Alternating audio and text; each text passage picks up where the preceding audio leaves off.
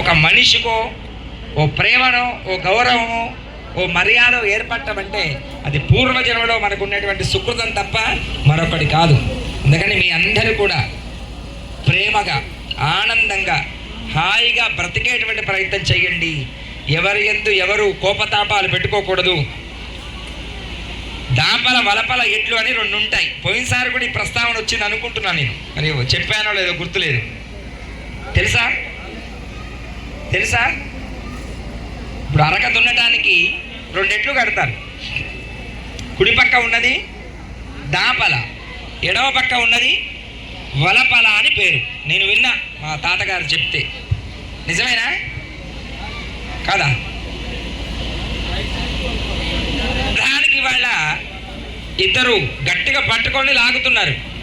ఓ పక్క మా విఠలదాస్ గారు అబ్బాయి, ఇంకో పక్కన మా నారాయణ రెడ్డి గారు అబ్బాయి. ఇద్దరు రెండు పక్కల మంచి ఇట్లు ఉన్నారు. పట్టుకొని ఎట్లా అంటున్నారు అనుకునేది. అంటే ఒక చిన్న రథమే కదా, నలుగురు పట్టుకుంటే లాగి వెళ్ళిపోతుంది అనుకోగలరు మీరు. కాదు. భగవంతుడి ఆజ్ఞ లేనిది, మనస్సులో భక్తి లేనిది ఏది కూడా జరగదు. అలాంటి ఒక అద్భుతమైన ప్రేమమయమైనటువంటి ఆరాధ్య రూపం ఇక్కడ లక్ష్మీనారాయణుడు. వారి సేవ చేసుకునే భాగ్యం కలగడం నిజంగా అదృష్టం. ఎంతమంది ఈ తాడు పట్టారు. మన జీవితానికి ఉండే ఒక మార్గాన్ని సుగమనం చేసుకునేటువంటి ఒక అద్భుతమైన అవకాశం ఇది. అందరూ పాల్గొన్నారు. ఎవరెవరు ఏదేది చేయాలో అది చేస్తూ భగవంతుడి పరిపూర్ణమైన అనుగ్రహం పొందేటువంటి ప్రయత్నం చేస్తున్నారు. మరొక సంవత్సరానికి మరో రకమైన విశేషమైన సేవ ఇంకా మనం చేసుకుందాం. ప్రతిష్ట సమయంలో చూసిన భక్త జనాలు ఈరోజు కనిపించారు నాకు. అంత జనం ఉన్నారు ఇవాళ, మధ్యాహ్నం కానీ ఇప్పుడు కానీ. సెలవు దినాలు కావటం ఒకటి, లక్ష్మీనారాయణుడి యొక్క మహత్యం పెరగటం మరొకటి, మీ అందరికీ భక్తి పెరగటం మరొకటి. శ్రద్ధతో కూడిన భక్తి వలన ఇలాంటి కార్యక్రమాలు చేయగలుగుతాం.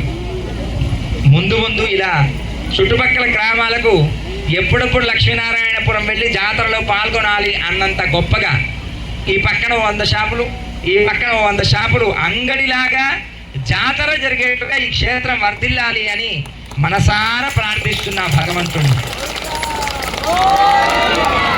నేను అనుకోవడం 900 ఏళ్ల క్రితం ఇంతకంటే గొప్ప జాతర జరిగి ఉండొచ్చా లేదా? లేకపోతే ఇంత క్షేత్ర అభివృద్ధి జరగడం అనేది ఉత్తుత్తగా జరగదు. క్షేత్రంలో ఏదైనా విశేషత ఉంటే తప్ప ఇంత గొప్ప క్షేత్రం ఇంత గొప్ప స్థాయికి రాదు.